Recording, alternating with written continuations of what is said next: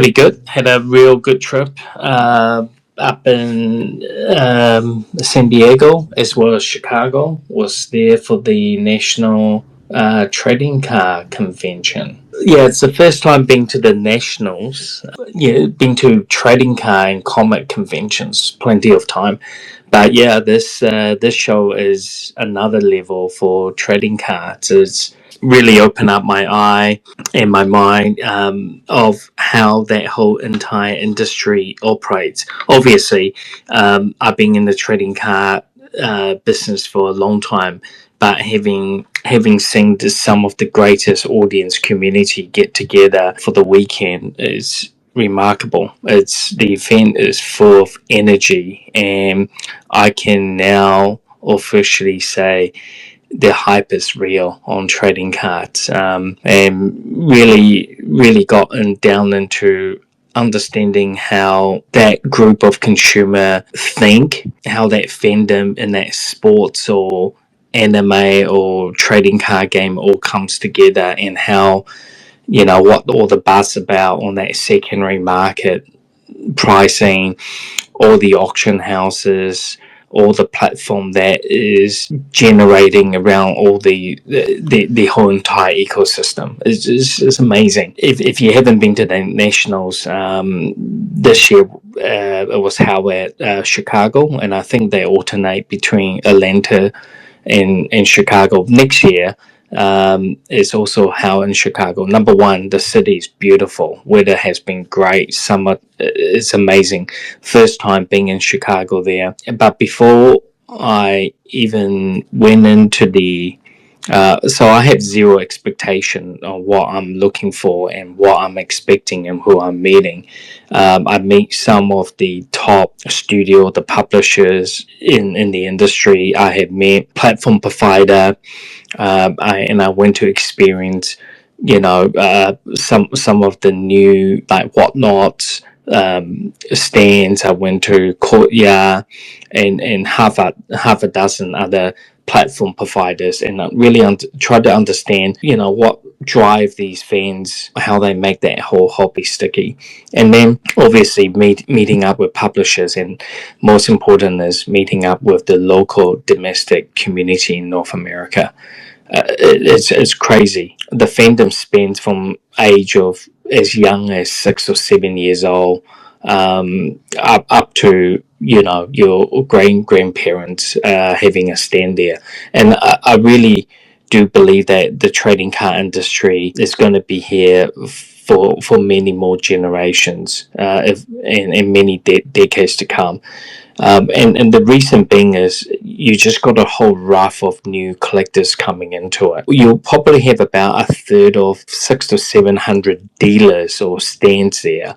About a third of them is aged between 22 to 35 years old. So they're very much millennial, and some Gen Z audience there. It's fantastic to see.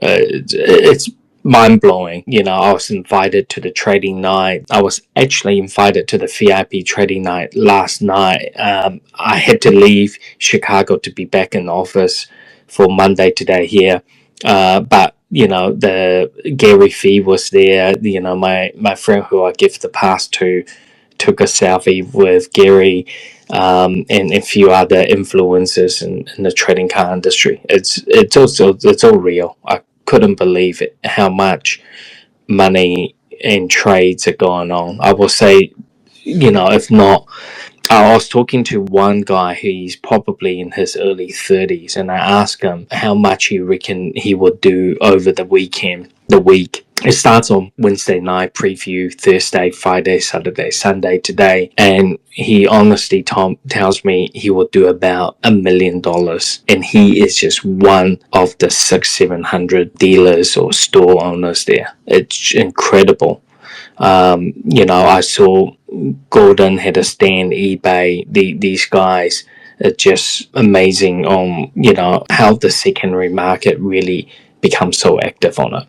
It's really good to see. I mean, if you haven't been to the National and if you next year, yeah, definitely should check it out. The trading car market is pretty much on fire, and it really has probably 10x since COVID, because people are telling me, the grading company like PSA and the Beckett, you can tell the serial number on it. Prior to the COVID, they were on like 30 million number, or edition number, and now they're up to in the hundreds of millions. So the grading industry alone is triple in such a short space of time. The car market is looking good, and overall it helps all the other collectible market in general. It's definitely there, and that booth will be. He's just an independent one guy. He has quite a quite beautiful selection of chase car. Then there was one gentleman upstairs, young guy, and probably early 30, just one little display cabinet. I inquired some of the car. One of the Michael Jordan card he had. And I go, well, how much is it? He say 780,000. So that cabinet alone is like 1.5 million US, and he's got about three of these display cabinets in his stand, like a 2 feet wide type of stand, and just with a chair there. And I tell you one really crazy thing I noticed is how professional and polite of all the collectors are. Um, I managed to get in earlier than everybody because I got given these early passes. And the lines are going round the blocks. I'm literally going out the car park, across the road, through the car park there, tens of thousands of people. And they are just lining up passionately to get in. There's no pushes, and people line up. They're all talking about sports. They're talking about fandom, what they have. People who line up behind each other. They're doing trading. They're swapping, and inside the convention, they are just some of the best collectors I ever seen. I was blown away. I thought people are just really disciplined, and people really respect every vendors in there, and they really acknowledge the hobby. And the hobby goes beyond just collecting, right? It goes beyond to passion, what you love in a character, the talent in the sports player, in or the car game you're in, and the language they use is just so good. I mean, so professional. Everyone is in it for the love of collecting, and obviously that trading, that secondary market, that swap is so important. After I went to the trading night, the craziest thing is, and I had few cards with me just to understand how people trade. And people are not even selling their cards. They actually just trying to trade for other things that they love. The trading is another level. I have never seen it. I thought going to the D23 and seeing people trading pins, it's very unique to see people trading pins.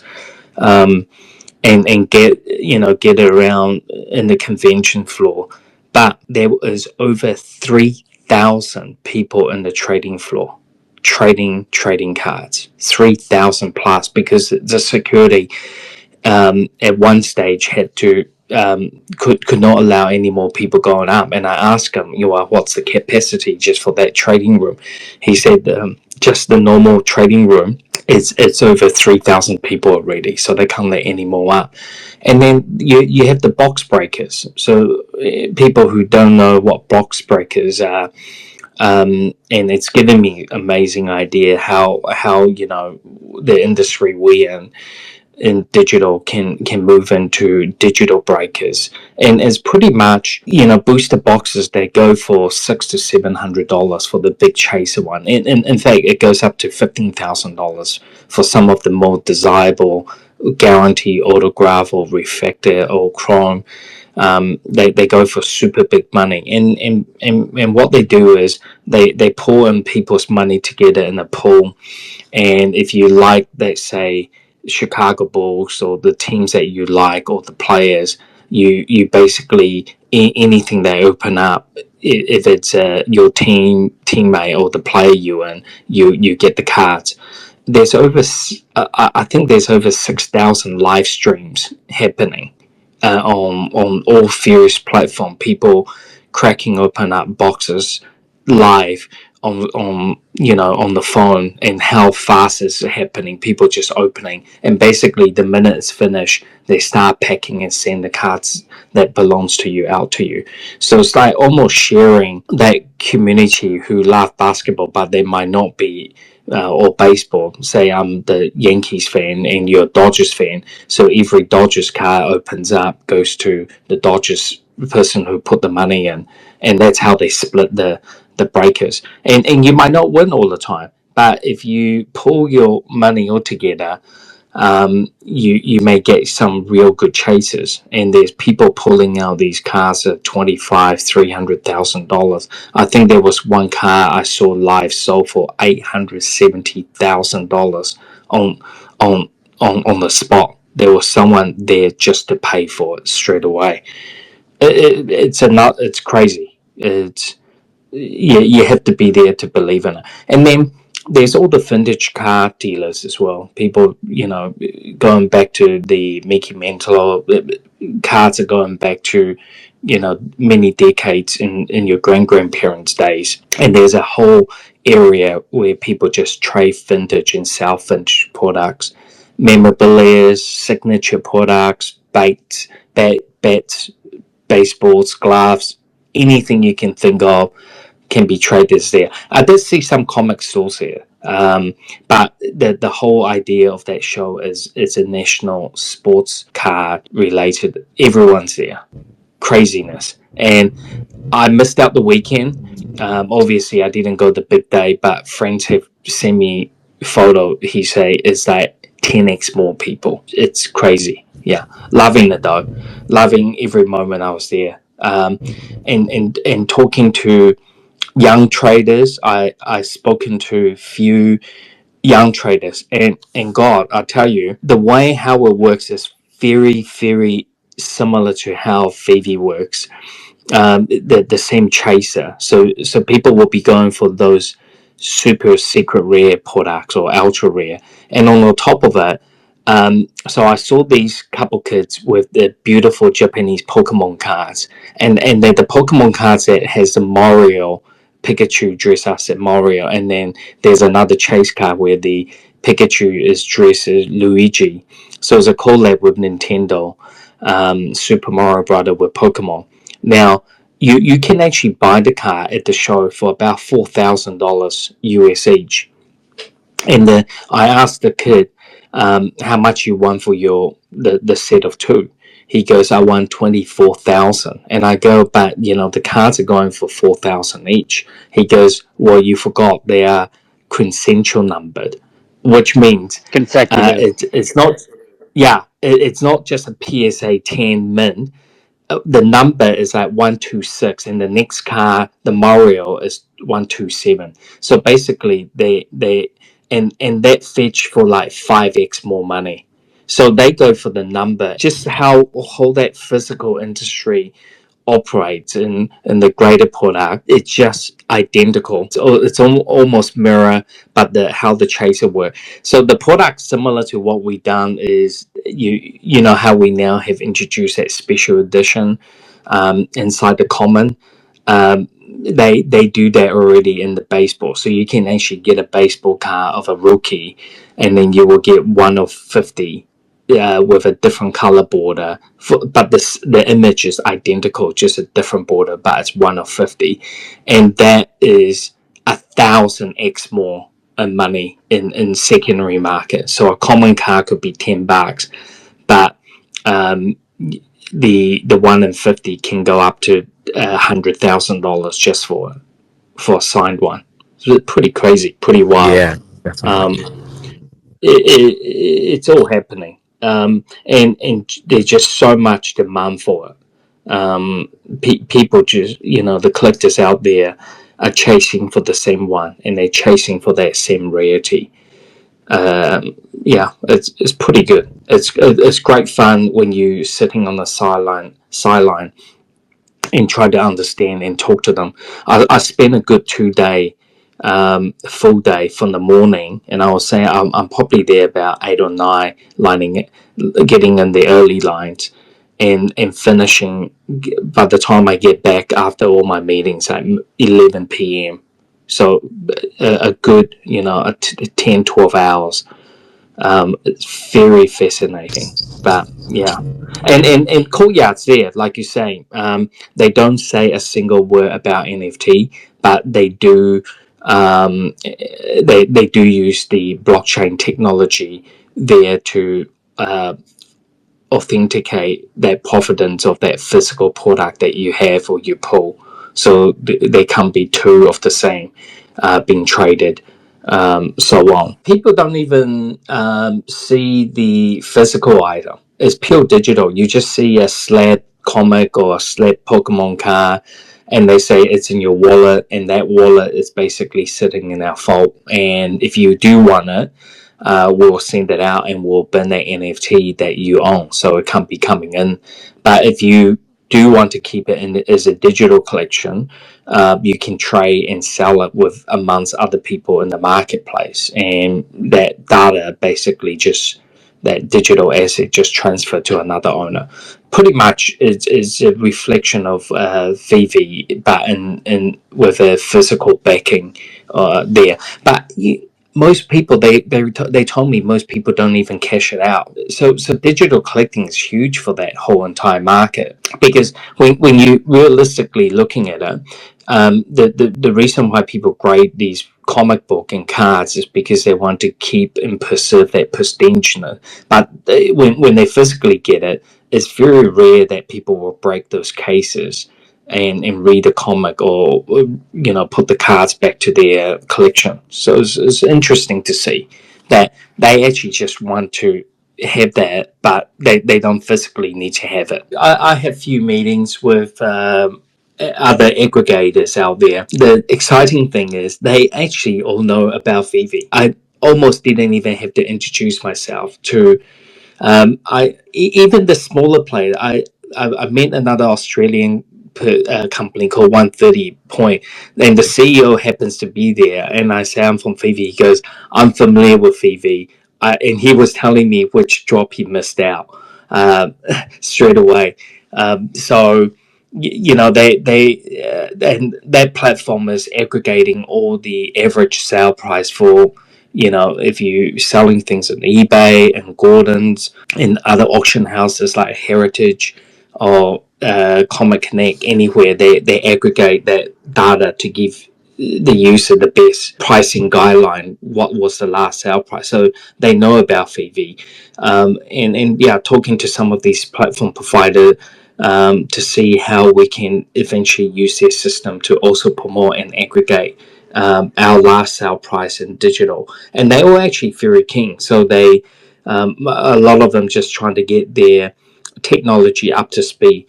And just to give you an idea, a lot of these companies have only popped up the last 4 or 5 years, so it's very new for them still, and they still try to connect and try to get their algorithm correct. It's good fun, definitely. And other thing is, there are so many collabs trading card companies out there. There's the official releases, there's the licensed product, there's the non-licensed product, there's the artists on trading card. I met a group of collectors out there. They collect an artist called Piggy Bank, and it is very much similar to what VeVe Go and Silver logo is. You basically belong to this group of network of collectors out there, and this artist Piggy Bank will release a certain drawing of his own interpretation inspired version of a comic artwork of, let's say, the AF-15 cover, and he will issue 40 of these cards at 725, and he will drop them on his website at random time. If you able to purchase it, you got the one of ones of 40 different cards he's issued. And then the traders and the collectors are out there trading and buying and selling, and some of these cars goes up to like 15 to 25,000 each. And then every year they go into lottery. They go to the I think the artist piggy banks hosting a dinner, and there's 1,250. It's done through lottery system as well, but you're guaranteed to get one of that. The dinner car release only exclusively there, and to get into that lottery, you need to be you need to have so many in your collection and reach that level, and the artist will invite you to join. So it's all about exclusivity, and there's a lot of these artists at the show that they show off their latest artwork, and they're non-licensed, but they just the most beautiful artwork I have ever seen on a trading card, and they're beautifully packaged in a beautiful slab, everything. So there's that whole market in there. There's that trading card game market there, and then you have that sports car collectors out there. And then in sports car, there's the two type. There's the non-licensed version where you might not have the NBA logo on it, but you have the players' rights for it, and then you have the players' right that smash with Godzilla or some anime cartoon IP on it. It gets really deep. The collectors out there, there's multi level of anything you can think of it. There's someone there collecting it.